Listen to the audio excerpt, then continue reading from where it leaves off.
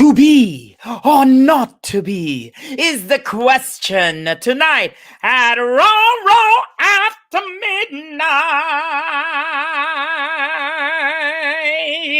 Ram, hello everyone. Thank you again for another episode of. Thank you again for another episode of. That's just bad grammar. Thank you again for coming to another episode of Row After Midnight.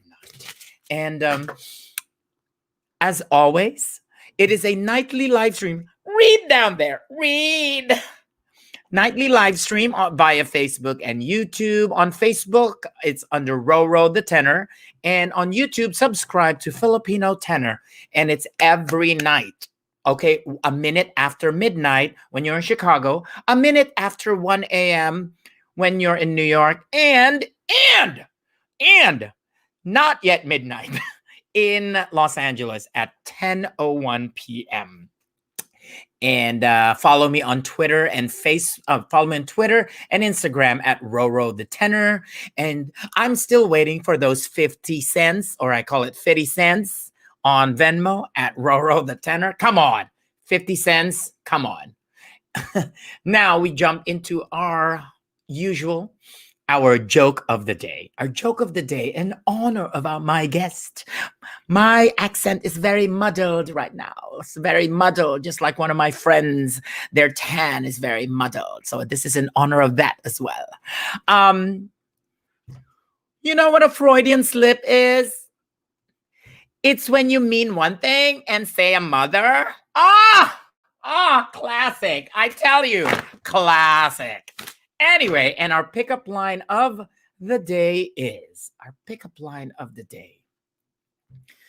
I'll be Burger King and you'll be McDonald's. I'll have it my way and you'll be loving it. Yes! Thank you. As always, I'd like to thank my husband. Joke and pickup line of the day generously donated by my husband, Stephen. He likes it when I do that. Generously donated by my husband, Stephen. And follow him on Instagram at Steverino Hunter. And as always, please, we are still in the pandemic. But every time you watch me, you are all my fandemics. Yeah! Another bad joke for the win. Wear a mask, social distance, and wash your hands. You can use hand sanitizers, but it really dries you out really badly. So anytime you leave your house or condo, even if it's by the hallway throwing out the trash, you have to wear a mask. Okay? So now for my guest, as I introduce you to my guest, let me just pull up his picture first, okay? And there he is. Hello! Wait a second. I gotta change captions here. So my guest tonight is Mr. Nick Sands. Yes, it's pronounced Sands. It's silent. Why? We will ask him why later. Is an actor, director, fight choreographer. He is also, he is an award-winning actor, director, and fight choreographer, as well as an educator. He has worked in the opera stage. As you can see, I put it there, the Metropolitan Opera, Lyric Opera of Chicago, Dallas Opera, Portland Opera, Florentine Opera, and Fort Worth Opera, among many others, as well as in theater, The Goodman, Steppenwolf, Looking Glass, First Folio, and also Remy Bumpo. I think I pronounced it right. Unless it's French. Bumpo. So, without further ado, my jokes are like getting so bad. Without further ado, let me welcome, just a second, Mr. Nick Sands. Hello. Hello. And Merry Christmas to everybody. And happy holidays to all of you who don't support Christmas and go in every other direction. Yes. So oh my God, I just have to make sure that I have now my banners here so they know exactly they're watching. Harold, oh my God, you're everywhere. Oh, look, one of my friends. Hello there. He just wants to say hello because he misses opera right now. He misses going to the opera. Don't we all? Don't we yeah. all? So he watches me because it's like a tragedy and comedy in one. And operatic. I'm a comedy, and my costume is a tragedy. So But I think it'll be an inspiration to the next sort of new version of a Greek tragedy. There you have that. That's just going to be the coronet. These Christmas lights. Right? It's a different hat every time. So this is how I have ideas. That's why it's ADD. Ding ding. Oh my God, I have an idea. That's why it keeps blinking. Constant ideas. I'm impressed. Yes. So you can follow. Now I changed it. You can follow Nick at Nick Sands. Make sure there's a Y between that D and S on Instagram, and also check out his website at www.nicksands.com. Now, for my first question, so at least we know. Oh, Lexi says, two of my most wonderful people. Oh, who's the other one? So Nick, tell us about your name. So why is the Y silent? It's an old family name, and originally it's that French thing. So it's the same root as the name Saunders and everything else that comes that way. But I think it's like Samuel Pepys, Pepys. There's a whole series of sort of Norman French Scottish names, and this is a Scottish name that comes down. And so it's sort of like Sand apostrophe S. So that was a way of saying it. And so it becomes sort of elided out of it and becomes this way. In fact, Sands is an old English name. In the 17th century, Sir Nicholas Sands, no relation, I have to hasten to add, was a huge Catholic landowner and a major sort of political player. And the Sands family in the early 20th century married into the Churchills. Not any family. They're not related, huh? Nothing to do with me. I have, sadly... If we were related, that tree would be bigger. It would be bigger. It would be huge. But no, it's pretty big as it is. But no, but yeah. So that's the Sands name is just one of those things. It's those weird Scottish French people who just sort of don't say anything. I mean, you think of French, every other vowel is missed. So you just go, I'm saying the word for letter. Oh my God, yes. Just like every time I go to the restroom, every other vowel is like missing. So it's missing. I mean, you say the word for leaf, and you're going feuille, and you're going how many vowels? You know what? Talk about French. I mean, I do sing French, and they said, "Oh, your French is good," but it's my least favorite to sing because I'm always saying that is ink pollution. Because if you're gonna print something on paper, you better pronounce it. That's what, like in German, especially. Like, oh my God, or Spanish or anything. Yeah, but French is like, no, don't forget about half those words. Just forget about that. When you said apostrophe, I thought it's like, oh, Sands. Maybe they started with an apostrophe, and then somehow the ink kind of like overflowed and spilled. Oh, it's a Y. Well, I don't know Shakespearean. If you're looking at Shakespearean, they always the weird things like the TH Y and stuff. If you're looking at it, and because they just like back move, some of them are backwards or like upside down sometimes. Yeah. So now let's talk about you. This I called it Once Upon a Time in my best Julie Andrews. I love it. That's great. Once Upon a Time. Julie Andrews. Tell us basically just a quick blip of like where you're born and raised, and you already mentioned family, and how many acres did you own when you? I'm kidding, but tell us about you, where you're from, and I was born in Coventry, which is, it was an industrial city. It's like 20 miles from where Stratford upon Avon, where Shakespeare was born. But it's a huge industrial city that was bombed by Hitler in the Second World War and burnt out. And I didn't really live there very long till I was 2, and then we moved to York, which is where I grew up. Great, wonderful, gorgeous medieval city. My father is a singer, classical singer. So I grew up in cathedrals since he was a member of cathedral choirs, Coventry first and then York, and then ended up at St. Paul's Cathedral, and lots of different sort of cathedral cities as we moved around. So, but I grew up mostly in York, which is a gorgeous, not only Roman, but Viking and medieval and Georgian city. So I lived in a house that was 2.5 14th century cottages, which has then been remolded in the 16th and the 17th and the 18th and the 19th centuries. So, which we rented because my father was one of the lead choristers in York Minster, so we just rented it from the chapter there. So yeah, I mean, I grew up with history. That was my big thing. Doing medieval mystery plays. My school did medieval wagon plays, and I sort of got into theatre accidentally through friends. I was actually a sportsman and did sports on musical night. Couldn't go to rehearsals until my last year at school when I did a Shakespeare and sort of fell in love with it. So basically, if everyone is familiar, so I guess Nick was, you can say, the Shakespearean originator of Glee. Went to school. They cannot know that I love theater. Right. I mean, my mother, the first bits of theatre that I saw, that I remember seeing, was my dad singing Don José for the local opera group. And I went every night at the age of 5 and sat in a box and went to sleep there, watching him sing Don José.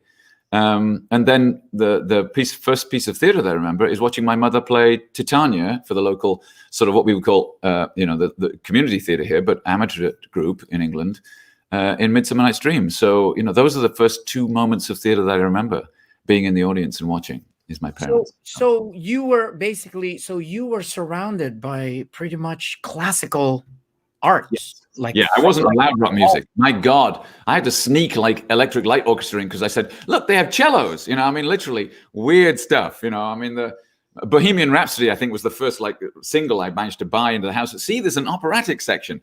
I could did you have to learn any instrument playing? Were you kind of forced or kind of forcefully encouraged? Yeah, exactly. At the age of, at the age of 11, I was given the choice of the cello or the piano. And I chose the piano because I thought it was a little bit more flexible. And, so I studied piano for like 4 years, badly, off and on. But it means I can pick out a tune, and it means I can read music really well. And but my father was a linguist, and he actually learned from my mother's father, who was his teacher. So, I learned Latin and Greek and and Anglo-Saxon when I came through, and all these things that the roots of our languages. So it means that for opera, it was really great because, I speak badly French, but I was able to read German, Italian, Spanish. I mean, I can read it and I can work out what's going on. I can do all those things for opera scores, and I can read the music. And so that's huge. According to your stuff, that you hold MAs, Master of Arts. Is that what it means? Yes. Master of Arts in English Literature from both and Loyola University in Chicago, which we will talk about. The move to there. But so did you? Even though you did masters on that, how did you manage to keep the arts and music in with your time? Did you do a minor, or maybe thought about minor, but then think you have enough time to actually do it on the side? It's music was something that I grew up with because my dad was always in the house. That was really through my dad. And he had a series. He had a madrigal group that met every year for the bank holiday in England, the August bank holiday, and they started the year I was born. I ended up singing with them when I was like 17, 18, 19. So I which was all medieval church music and, really, Palestrina and just wonderful, gorgeous sort of education. Wow. You're very well versed and educated. Sadly true. Yeah. I mean, I didn't know about that because I didn't start out I was a pop singer before a classical singer. I didn't know about that until I actually enrolled in a class in UCLA. And I'm like, oh my God, all these. But that was the thing for you. You grew up with it, so it was easier to understand. Like for me, I had to crash course. Like, oh my God, I'm not familiar with this music. Now I have to ingrain everything. I feel the opposite. I mean, I listened to something the other day about some podcast about what's going on in modern music. And I'm going, I'm so sadly not into this because because it's like opera. My dad would occasionally put on and say, listen to this, and he'd put on something like Tristan and Isolde because he was just interested in the music. And I'm going, okay, Wagner, what? I have no idea. But that was my introduction at the age of 16, 17. This was the world I was in. Whereas my friends at school were listening to punk. That was my age, is punk. And, so I'm going into because my 16, 17 was, was 1979, punk revolution. I'm listening to the Clash, the Stranglers. I'm listening to it was the cutting edge of music, thanks to my school friends. And I've got this classical music at home. So it was a really interesting education. I mean, I still listen to a massive smorgasbord of music. I mean, I just love that I've been introduced to so much great music. And that's good. It's so cool that you're able to experience that growing up, and at least when you were introduced to other kinds of music, you already had that like subliminal kind of like idea of like, oh, this is the classical arts. This is part of the whole thing. So it kind of the bridge to it was a little bit easier to cross. Oh, totally. I mean, there was no bridge. It was all the same world to me. Really, I see now as, pop art and classical art and everything was all part of my education. So I just felt like I was taking on everything. So can appreciate that. I cook to punk music. I mean, that's what I love doing because it gives me energy, or putting on something that's just rock and roll. But it's just, I grew up with, the first concert movie that I ever saw was on film, which was Queen, a live Queen, Killer Queen. Wow. Yes. Performing in London. And I went on my own to see that on the movie screen because they released it when they were their first sort of big hit. So many people are watching right now are probably going to be like, oh my God, I envy you. It's like, you're able to see that. Now we move to the section I call the American Dream. This is like, how Nick, how did you get into moving to the U.S.? Like as I mentioned earlier, one of the things you did was you studied at the Loyola University in Chicago. Is that the one up north? Yeah, in Chicago. Yeah, up in Rogers Park. By Rogers Park or something. Right. Yeah, I taught in Rogers Park, and I actually taught downtown as well because I was there on a teaching scholarship. But that's like way down in my American dream. So how did you get here? How did I get? I came over for a 3-week holiday, right out of drama school. I came over to sort of meet relations and stuff like that, and ended up in New York, and did like 3 auditions and got them all. And my first show as an actor was actually as a non-union walk-on moving furniture and serving drinks. And as a fight director, because they didn't have one, at the Long Wharf Theatre in New Haven for the American premiere of Pam Gem's version of Camille, which I'd seen in the West End the previous year with Frances Barber, the great Australian actress, and Nicholas Farrell. And this was now starring Kathleen Turner and David Hyde Pierce. Oh my! And Kathleen Turner, the Kathleen Turner, and a great cast of amazing New York actors. Bill Moore, who played the lawyer in Kramer versus Kramer, was playing the father. And I auditioned for it out of the blue. I saw that they were doing the show, and I'd seen it in England. Here's a role that was great for me. She had changed the script and written that role out of it. But I got to audition for Ron Daniels from the RSC, who I couldn't even see in England. But here he was directing the American premiere of this, and I got to be there. So that sort of made me stay. And I stayed on a 6-month visa and lived in New York on carrots and crackers and whatever I could find in the dressing room. And, and sort of starved and froze in the first New York winter. But I just sort of stayed for that. And then New York, is a great city, but it's a great place to be working, but not to be poor. So I eventually left and did some regional theater and met my current wife doing the Virginia Shakespeare Festival. Mm-hmm.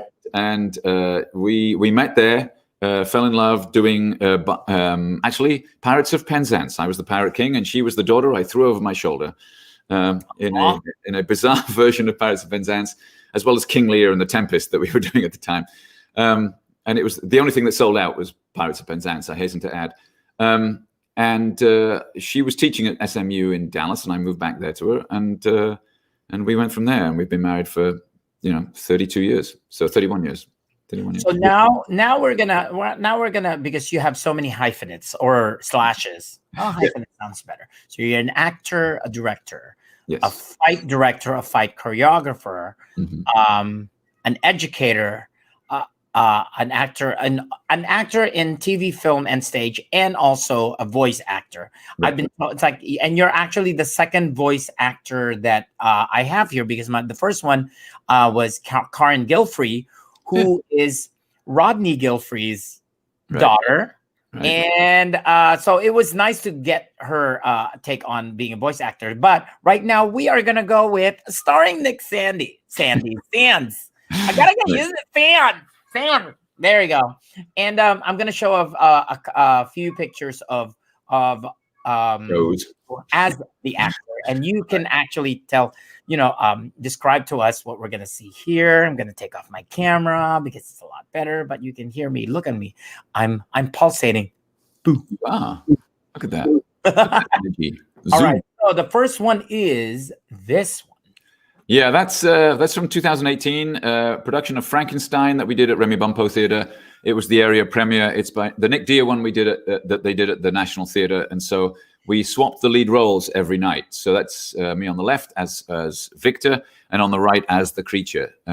So yeah, in my advanced age, that was the first time I ever been naked on stage or shaved my head. So that was an so you shaved your head for this? Yes, I shaved my head, and that's a wig on the left. Yeah. And then this next one is The Tempest from Tempest 2016. I used to do Shakespeare every year and had to give it up when I became the artistic director of Remy Bumpo. But in 2016, I worked with Notre Dame Shakespeare over here in Indiana to get to do The Tempest. I'd originally played it 20 years before, actually in 2001.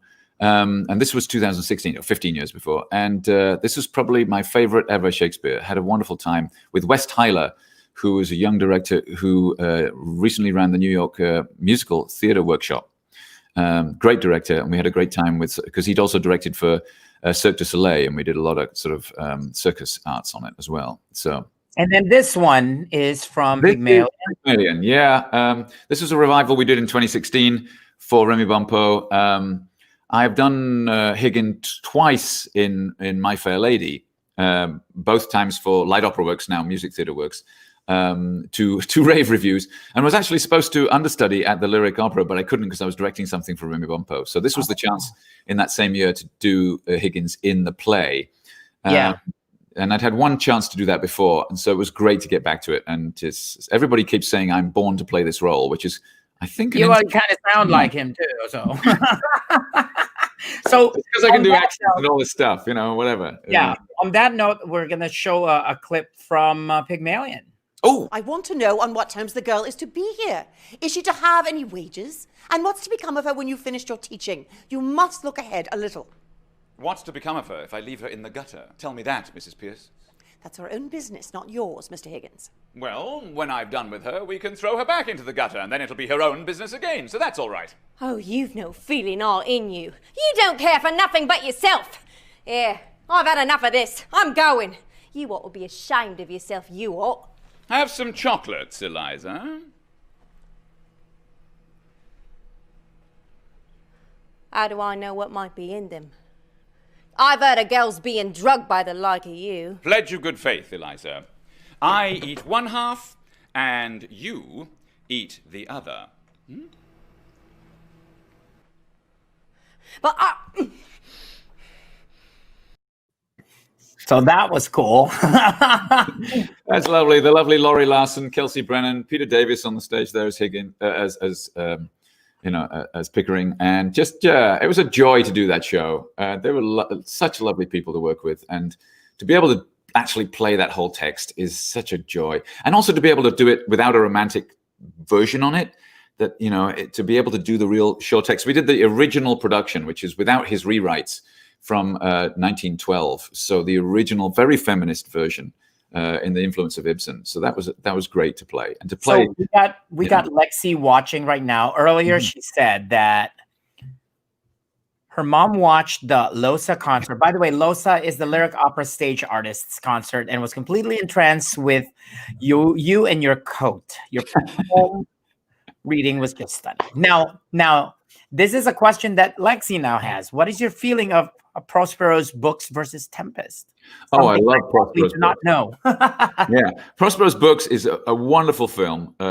Peter Greenaway, who is a master. I mean, all his early movies, The Draftsman's Contract. If you've never seen The Draftsman's Contract, that is an indie movie. Just go for it. It's astonishing. It's bawdy. It's wonderful. It's mysterious. It's gorgeous to look at. It's still one of my favorite, and a great score, an amazing Michael Nyman score, who scores all of his his films, but Peter Greenaway is just iconoclastic. And his Prosperous Books is a great film because he's also using, at that point, you look at it now and you go, oh yeah, that. But he was using paint box technology, which really was about video technology.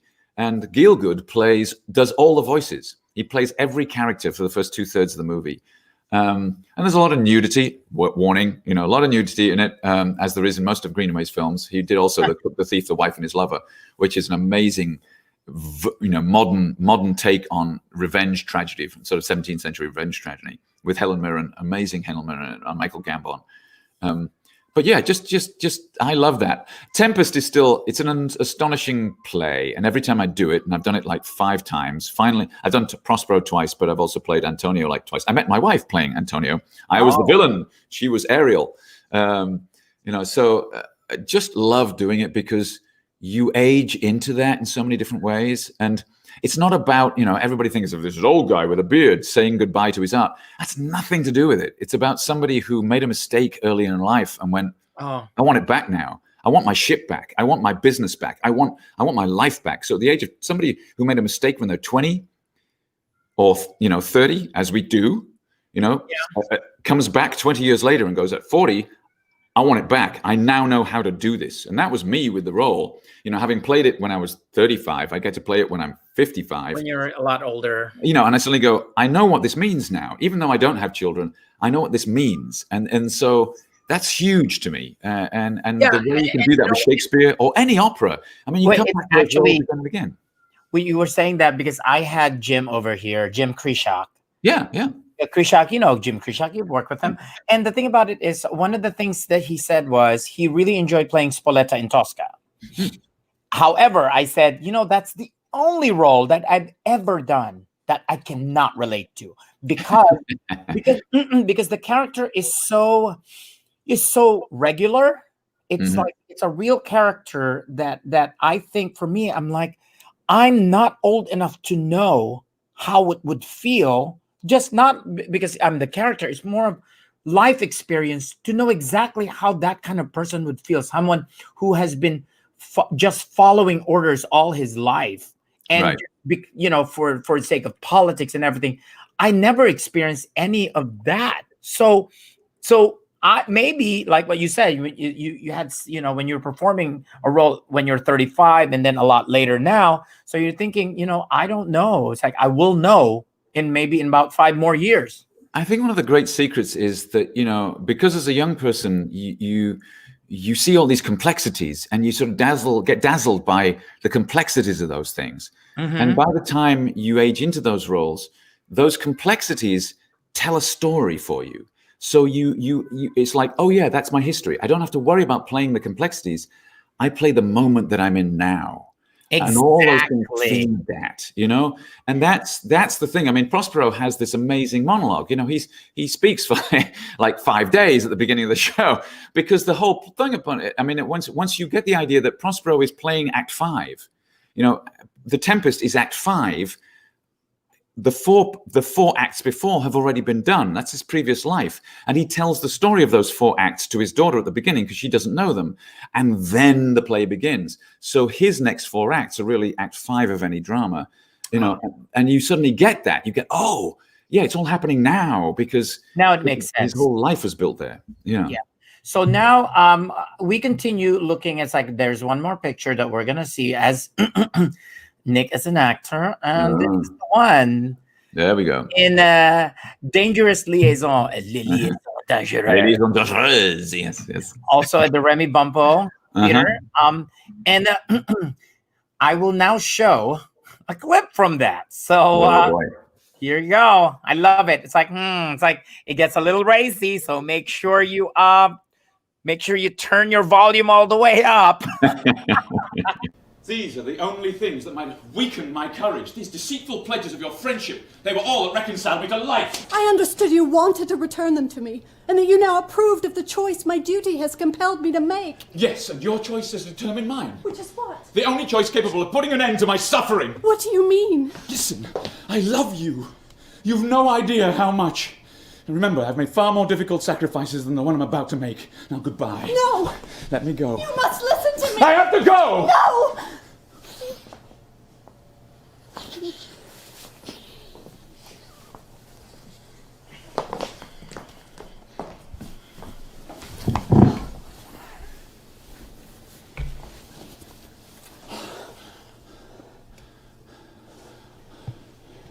why should you be so upset by the idea of making me happy?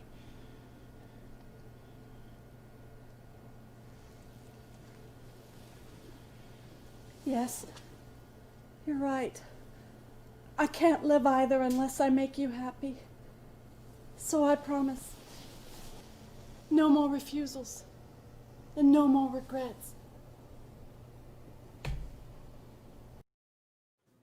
Did you like my little blip there?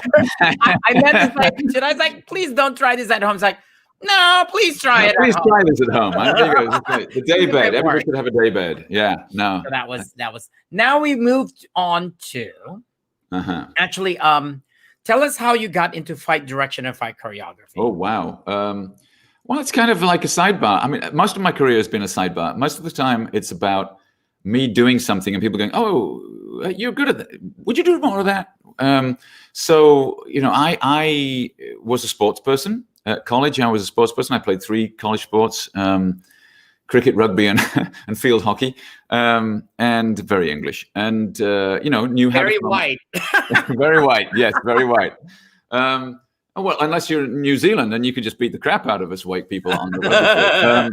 So you know, the Maori team is just like, they're phenomenal. So anyway, yeah, I just it was something I could throw myself across the table. I got into it at college. People loved, you know, I loved doing it.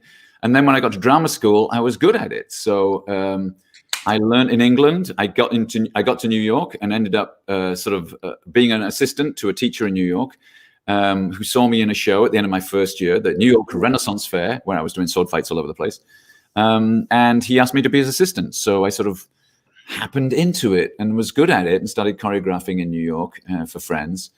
And then when I arrived down in Dallas with my wife, she was actually choreographing down there. And I sort of took over because there was nobody down there. And did a production of Les Liaisons where I was like, you know, walk on, moving furniture again and doing the fights at the Dallas Theater Center way back in 1988, 89. And sort of just stumbled into it and was good at it. And people trusted me. And so I was in Chicago and went back to school at Loyola to get my MA and PhD in English Lit. And you know, I never finished my thesis, which hence I don't say that, but I got all the way there. I was halfway through it. And then wanted while I was in there to keep working in theater. So one of the reasons was I worked with John Coleman, who's one of the production stage managers. John Coleman, because his wife, Kristen, was the stage manager on the production of Pirates of Penzance that I met my wife at. So we were long-term friends.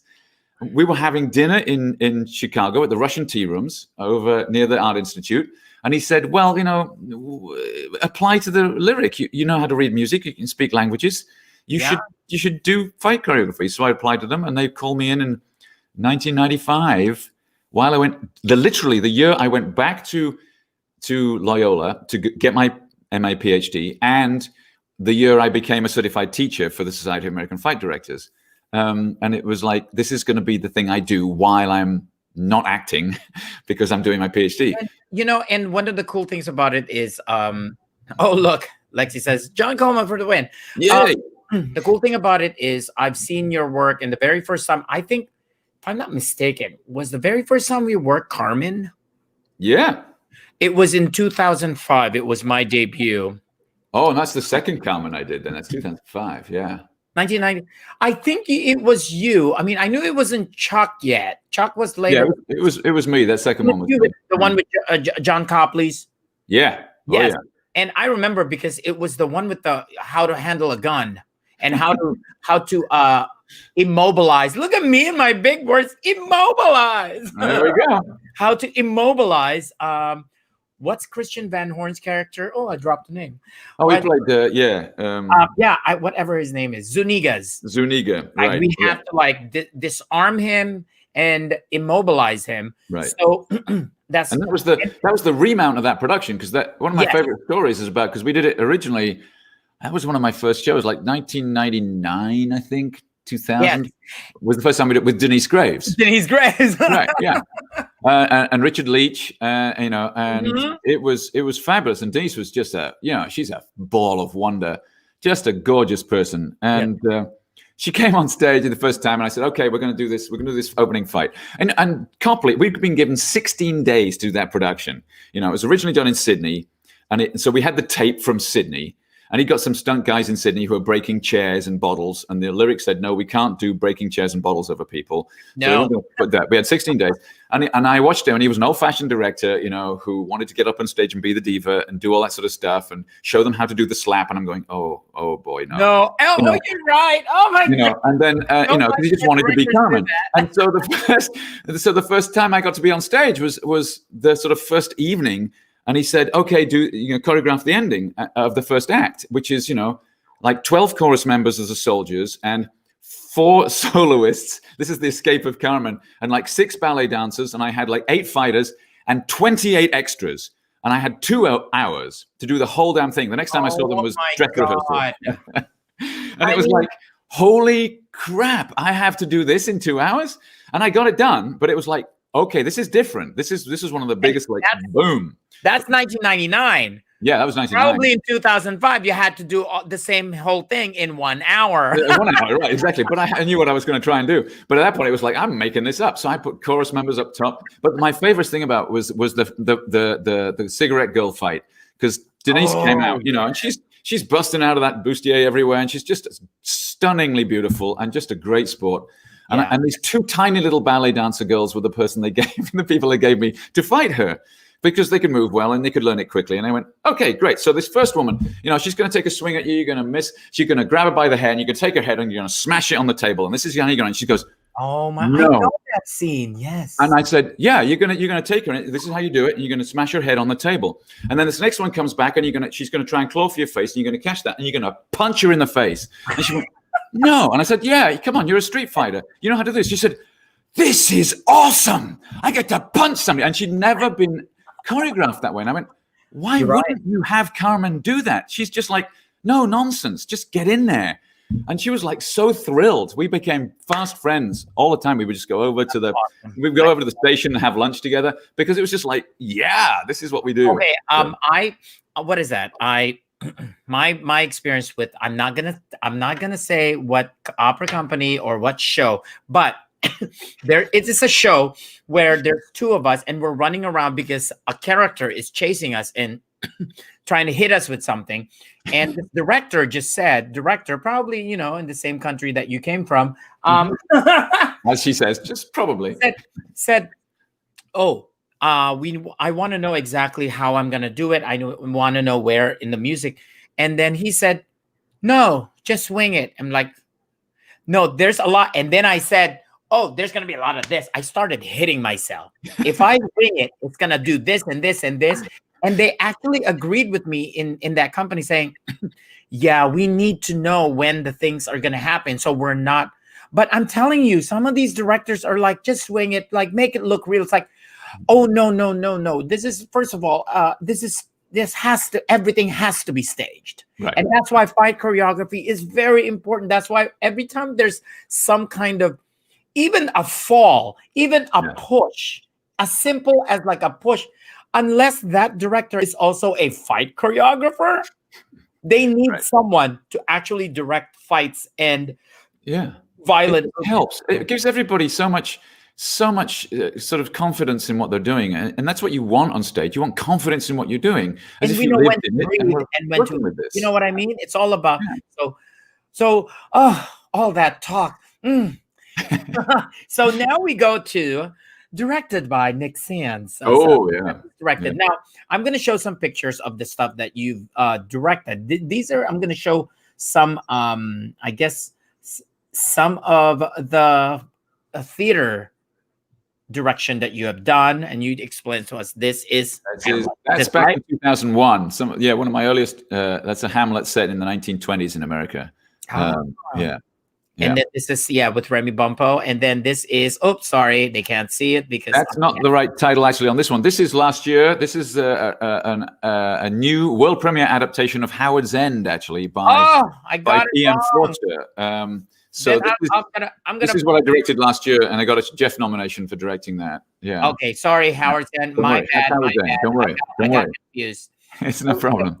So maybe I got the other one wrong too. Don't worry. It's going to So be good. the other ones, now you've also done work at Lyric Opera. Yes. And then it's like, with fight. Did you just do the fight direction here, correct? That's Don Giovanni. Yeah, that's the 2014, and we remastered it in 2017-18. So that's Andrea Silvestrelli, a great guy, and Mario Kwiecien in the first version of Bob Fall's Don Giovanni, which was fabulous. Yeah. And then this is from Romeo and Juliet. That's Romeo and Juliet. I got another Jeff nomination for the fights in that show, which I also directed out at First Folio, which I'm an artistic associate out at First Folio in Oakbrook in the west suburbs. I was in Oakbrook. And then what about this one? That one. That's the third or fourth version we've done El Trovatore. I know. I was in the first one. I was in That's right. Yeah. David McVicker's great production. And this is from 2018, the last time we did it.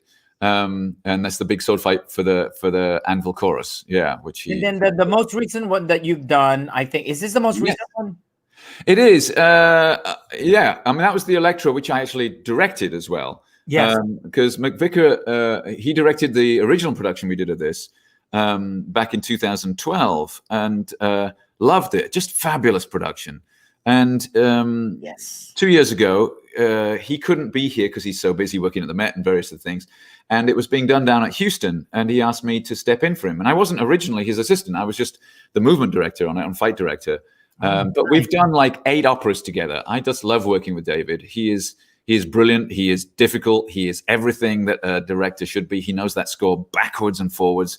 He knows the language backwards and forwards. He's just, I mean, he frightens people, and I love working with him because he demands the best.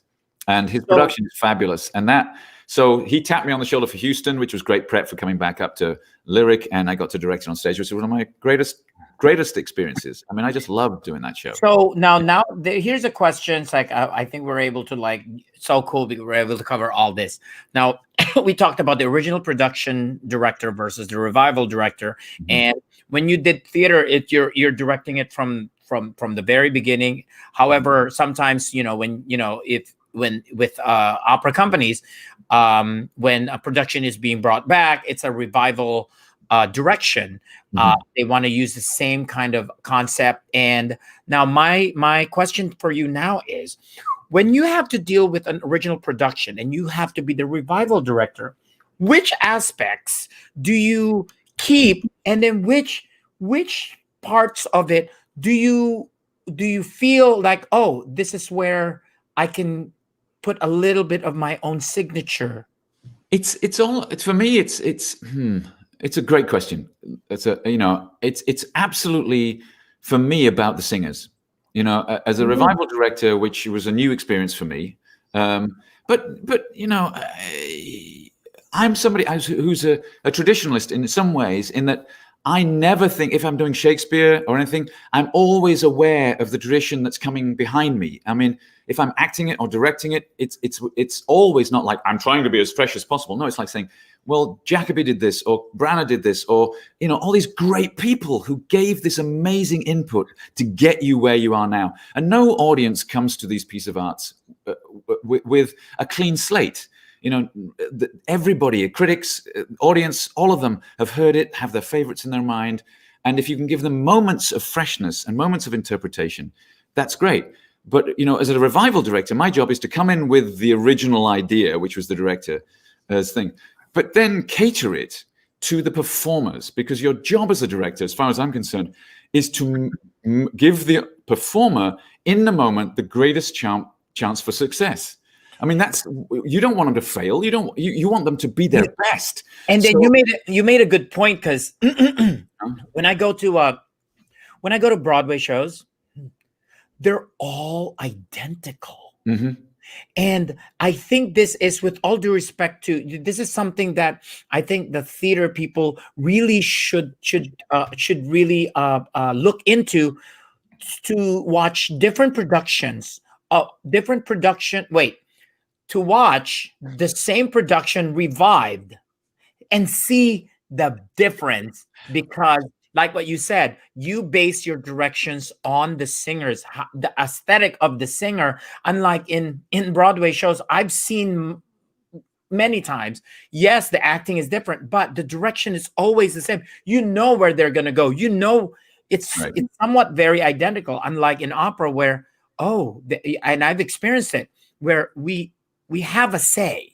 And then we actually ask you, what do you think of this? Because especially when I've been to a revival where I've done this originally, but I always say, I don't want to do it the exact same way. Actually, I'm one of those people. I don't want to do the same thing. You want to grow. Exactly. You want to grow. You want to, you're wiser now. You know more about the music. You know more about the role. You can go in a different place. You have the flexibility to make the same choice, but you can also make a different choice. And no, it's not going to push things out of the range of what you were doing before or influence somebody else who wants to go in this direction.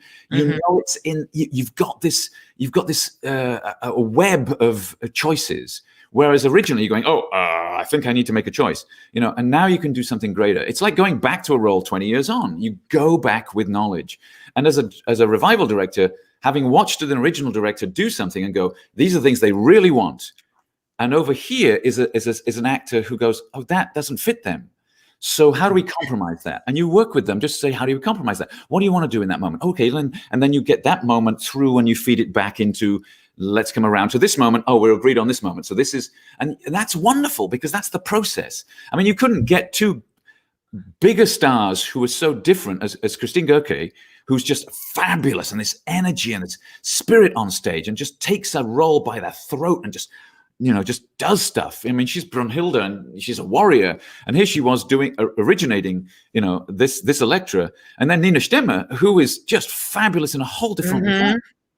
And interior and subtle and, you sort of go into her in a whole different way. She doesn't come at you like, so it's just a different psychology in the script. And that's fabulous to work with because you can see the flexibility of the original concept as well, that the knowledge that McVicar brought to the text and the framework he gave to that text and brought the images that surround them spark these actors in so many ways. And you go, yes, there, that, and the different for the sister, Chrysothemis. I mean, there are two very, very different people singing that. And then Lexi, who's here right now, got to step in at the last moment and interpret it in a whole different way. Yeah. I mean, that's the fabulousness of really good singers, really good musicians.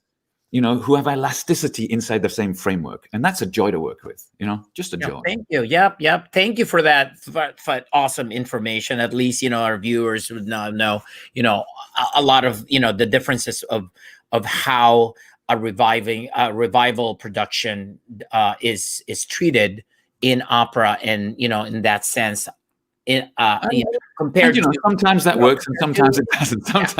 Sometimes people are so terrified. I mean, I've seen people be inactive because they're following in the feet of, footsteps of Sir Peter Hall, and you go, how do I fill that? And you're going, yeah, that's terrifying. I know. But sometimes you're given free rein, and I'm blessed by the fact that David, who can be fierce, is also totally trusting. Yes, and that's great. He's one of those people.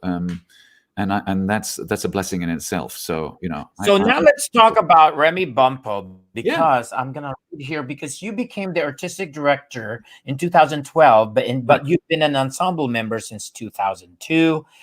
Tell us about exactly about Remy Bumpo and what works does the theater company concentrate in, and we're a mid-sized theater. We're a mid-sized union theater, equity theater in Chicago. Started up by James Bonan, who was the founder in 1996, and we became a not-for-profit in 2001 and formed a company in 2002. And I was lucky enough to work with them in 2001.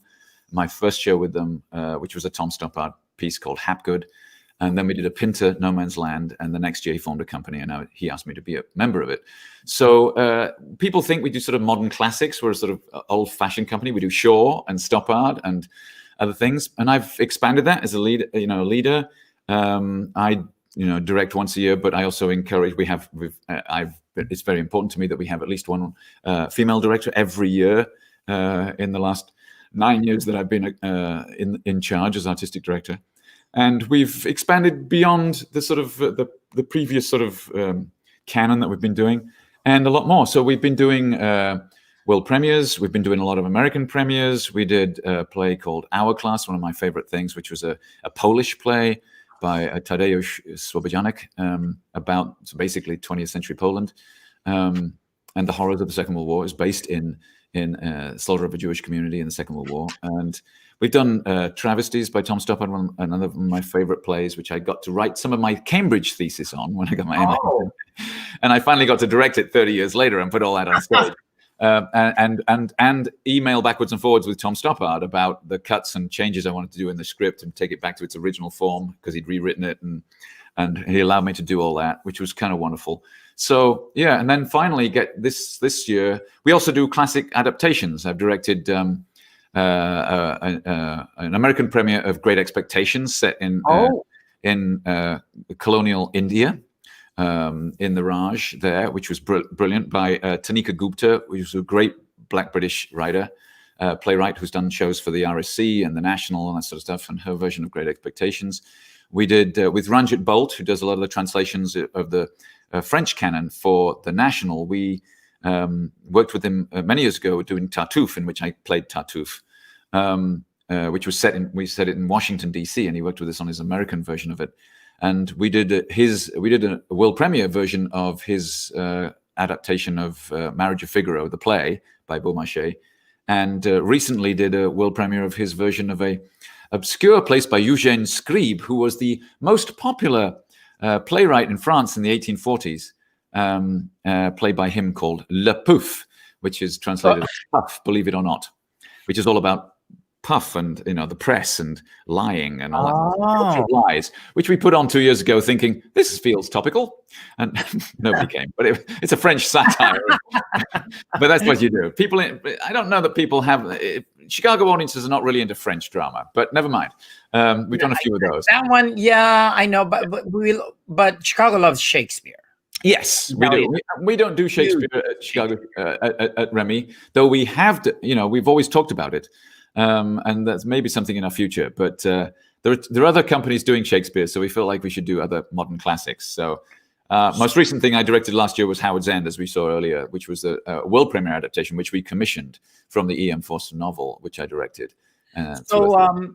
So in addition to stage, you have done works on TV and film, where you appeared in Empire, and done voiceover works for commercials. It's funny because you're technically the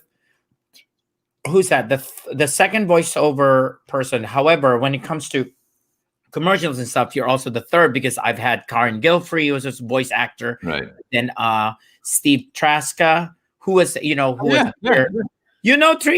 or so I have had him on the show, and showed, like, it's funny because I see him every time on on different shows and commercials. So it's nice to have it's a small family here.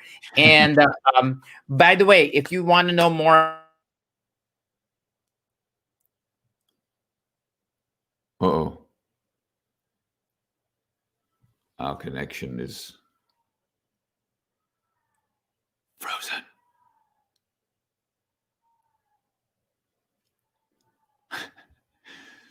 And scene. No.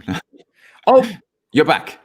I'm back. What happened to me? You froze. You froze in this fascinating pose of, you look like you were praying to the Christmas gods. It was fun. Oh, thank you. Oh my God. I was like, it better not end. No, so I was gonna say, you could look him up on IMDb and look. Things. I mean, it's indie film. And I see a lot. Right, it's indie film mostly. For the sort of stuff, and occasional TV things and commercials from some while ago. But yeah. And now I want to go into your talk about voice actors, is into your audiobooks, because guess what, guys? I'm going to show you a few titles that you can find it. By the way, you can find it on Amazon. Actually, if you or Audible, an Audible too. Yeah. Audiobooks. They're you can find them on Amazon. If you actually type his name, those are gonna come up, because I did that on iTunes. It's actually on Amazon. And like, oh my God, all of these came up. Now I'm gonna show you. Wait, what's like? I'm dead. The freeze was my favorite moment. Oh, I don't even know what I look like on the freeze. I gotta look back again. Like, what did I look like? It's weird. It was cute. So anyway, I'm gonna show you and then and Nick can actually tell us about these. These are some of the audiobooks, and then the last thing I'm gonna do is the one that's really like the biggest one of all. This is the Ragged Edge of Night, which has been optioned for movie rights. Actually, yeah, it's a great piece about Second World War, about a monk who is thrown out by the Nazis because they destroyed all the religious orders, and therefore becomes the husband of a family who lost the husband in that. And it's a lovely book. The accents may puzzle somebody because I decided not to do it in German accents, but in North Country accents, because it's a regional German novel. And I thought, how am I going to do that? Nobody will understand it's regional, but it's a lovely book. What about this one? This is Shakespeare sonnets. I got to do all the sonnets. It may be the fastest reading of the sonnets. I actually did a lot of them on Facebook this year, much slower. But at the time, I was like, no, I have a narrative. I wanted to tell this as a story. So this is the story that I tell through 154 sonnets. This was my first one, Winter Men. It's a dark, twisted play about two Germans who end up working for the Nazis during the not play, but book, about how you become a Nazi without thinking about it. Two brothers. Wow. Yeah. What about this one? Let me see. This one. Far from the Madding Crowd. Beautiful Thomas Hardy novel set in Dorset. So there's about 28 different Dorset accents I decided to do for that one. But it's a beautiful novel. And yeah, if you like weird and wonderful characters, that's fun of it. That's a fun one. And this one. Never buy this. Okay. This is Ian Kershaw, who's one of the great historiographers and experts on Hitler. It's a series of his lectures, his whole career on lectures on Hitler and the Final Solution. But it's historiography, so it's repetitive and it takes an argument through over 35 years. So we're going to take that off. Only for academic. Yeah, that's academics. This one, before I go to that, tell me about this one. This one, yeah. These guys who work out in Naperville, actually. I did two. I was Looking for God in Harry Potter was the first one, which was sections. They don't actually do that anymore. It was another one of these. But Finding God in the World of Narnia is really all about, C.S. Lewis and his Catholic mythology. But I get to play some of the characters, and I got to play Aslan, and that's kind of great. You played Aslan. Oh. Yeah, I mean, I get to do little aspects of the novels, as I did in the Harry Potter, which was wonderful to do. But that one you can no longer get. But this is really about expanding the world of Lewis and what he was trying to do on Narnia. And this one, by the way, a lot of these, I think all of this are available, like the sample audio of it is available to be played. So, and then of course, and lastly, and then there's this. Yeah, this is my favorite. This I was handed like my second or third book out. And it's a very period piece, late 19th century, lots of words. But I ended up being nominated for one of the Audio Awards, which is the national audio book in the literary classic version in 2018. I did play all the characters, do all the accents, and had a ball doing this. So it's the best one that I've done, I feel. So make sure you check them out on Amazon. And you can also buy that on Kindle with these amazing sort of graphic artist who does graphic novels has done these graphics to it too. So you can hear my voice and watch these graphics, which sort of move and alive and stuff. And it's kind of cool. So now, oh my God, we pretty much covered everything. Now has nothing to do. It's like, this is just a personal thing. So I always ask, not always, but I try to always ask my guests before we go. I'm going to take some of my bourbon now. Okay, good. Binge worthy. What have you been watching? If you say Shakespeare or anything, like if you say the Queen, no. I mean, if you say The Crown, or if you say, I'm gonna kill you. So what have you been binge watching? I gotta say, I don't binge watch. I don't actually binge watch. I mean, the thing that I love to watch is the Great British Baking Show, because that just is so gorgeous and full of love and support. It's the greatest game show of all time because it's just so British and yet it's so loving. So we watch that and we love it when Noel does this. Ready, set, bake. Yeah, it's so good. And the other thing, I watched, like so many other people, I watched The Queen's Gambit, which was brilliant. Yeah. Just astonishing. And has made chess now the new thing. And of course, I was in my chess club when I was like 11 and horrible at it. But, like everybody else now goes, I can play chess. I just love that series. It was so stylish. And I do occasionally watch The Crown because partly because it's like revisionist, because I grew, I lived through it. What do I remember of that? So that's, I watched the episode in the current series of when the guy broke into the Queen's bedroom and go, oh yeah, I remember that. that was my teen years. Those are the stuff that you've heard growing up. Yeah, I mean, I lived through that and watched and saw the headlines and going, oh, what are they going to do with that? Oh, this is what I remember, and oh, I didn't notice that, or this is how they fictionalized that, or just fabulous. There's a huge debate in England about what's fiction and what's not, and so to watch them dramatize it is kind of wonderful, and just appreciating people. Olivia Colman is just a freaking genius, and watching Helena Bonham Carter, who has got more eccentric, who was supposed to go to Cambridge, to my college in my year, and Fitzwilliam College, Cambridge, and they turned her down because she couldn't promise not to go to London and do a film role or whatever. And you're going, well, who wouldn't? But she comes from a very privileged background, from a very, very long historic family. Of course, as they all that sort of stuff. But to go through her career and then to come out here, and she's so wonderful as Margaret, and just has that. There's an episode about Margaret here, which is they cast these things really, really well, and then I'm very happy with the casting. I mean, I don't watch it last season because they're now going to age out. They're going to age out with it. So this is it. My husband is the one who binges this. I see, like, out of all the episodes, I maybe saw like half of. I didn't see the first two seasons. I saw like a couple of episodes of the first two seasons. Those didn't interest me. It was this because it was more my life that was really there. And I got to say, this episode about Margaret finding out about the two cousins who were put into an asylum because they had a mental disorder. I have a brother who has cerebral palsy, who's my older brother. So I've grown up knowing so many people in that community. That was my childhood. And him going through pointless surgeries and being in pain, and us going through that because nobody knew anything in the 60s and 70s. They're just experimenting still. And it's so pathetic. And here he is. He's just turned 60 this year, which would have been impossible, in an old world.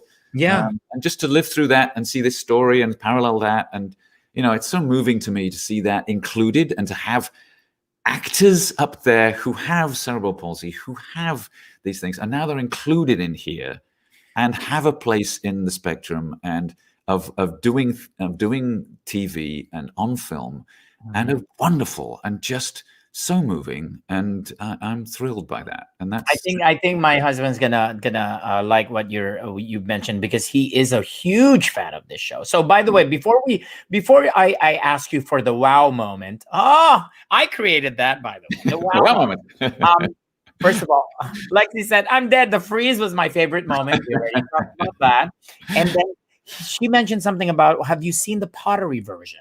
Oh, no, I haven't seen the pottery version. Oh, now I'm going to have to be doing that now. No. And then that'll get me through Christmas. Writing my postcards for Georgia will be watching the pottery version. So that's. And then Clark just say, "Hey, Nick. Hey." Say, hey, Clark. That's probably exactly how Clark wanted it to say. Hey, Nick. And then now, before I give you the wow moment, I'd like to thank you for agreeing to be my guest, and I hope I did a good job. I gotta say, Rodel, it's every time you come back to Lyric, it's a joy. I know you're going to spread joy backstage. Going backstage, whatever. There's always somebody laughing at one of your appallingly bad jokes, and just I'm the only one who gets away with it.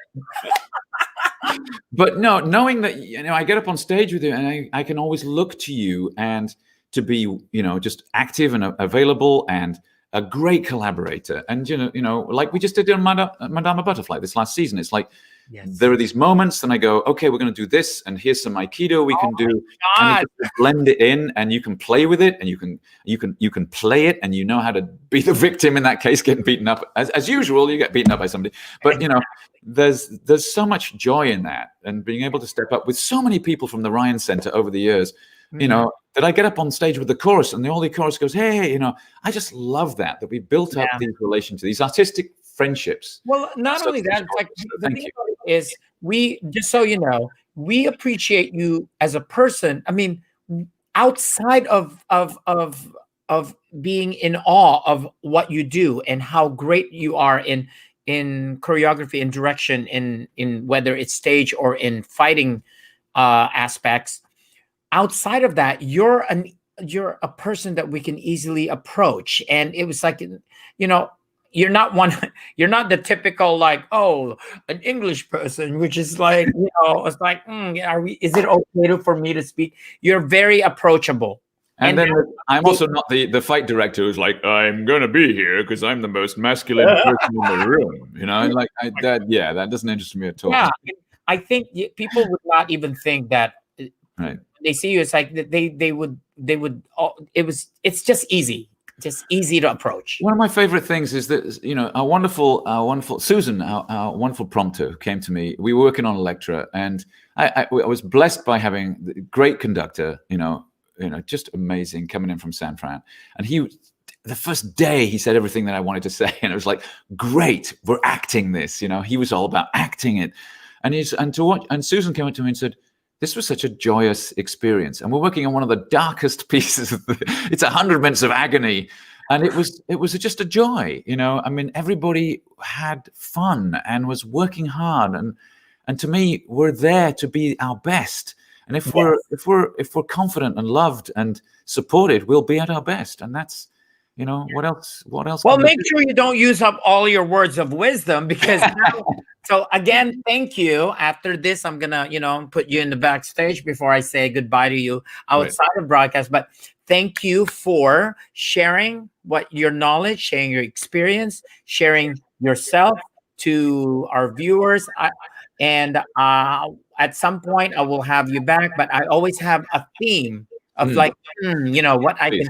I want to bring back serious to end with. Exactly. Yes. So now I'd like you to share your own words of wisdom, call it the wow moment, to anyone, whether it's about acting, about directing, people who decide to direct, or anything, or even a message to artists about our work, whether it's now or before. So any kind of inspiring words, I'll let you have the stage. Thank you again, Nick, and the floor is yours. Okay, that's a huge thing. Two things I would say, most of all for me, is that it's taken me a long time to be vulnerable. And yet to me, watching an artist, watching somebody in an audition even, if they can come and be vulnerable, I am always going to be leaning forward. I'm always going to be in there with them. They don't have to impress me with their art. That's why they're there. They have to impress me with how much they're going to give. And to me, that is going to make me want to work with them. It's going to get me inside. It's going to allow me to see who they are as a person. And that is that's the greatest gift you can bring as an artist, is that vulnerability on stage, in the room, in the ability to say, I'm wrong here, I'm drafting, I'm going to make a mistake, I don't know the answer. And that's hard for me as a human, and taken me a long time to learn that that's the best thing I can bring. So thank you, Nick. Say goodbye. Thank you all. Goodbye, everybody. Thanks for watching. Come back and see. Thank you, Nick. Now, for my normal goodbye thing, what should I come up with? So we're gonna reprise of Sound of Music as a goodbye thing. Again, thank you for watching. Roro off to midnight. Ram. It's like 109. We go a little bit over, but it's next. So again, make sure you follow me on Instagram, Facebook, Filipino Tenor, Roro the Tenor on YouTube. Just read below, okay? I'm tired. It's like 6 a.m. somewhere. Anyway, so long, farewell. Auf Wiedersehen, saying goodbye. Goodbye.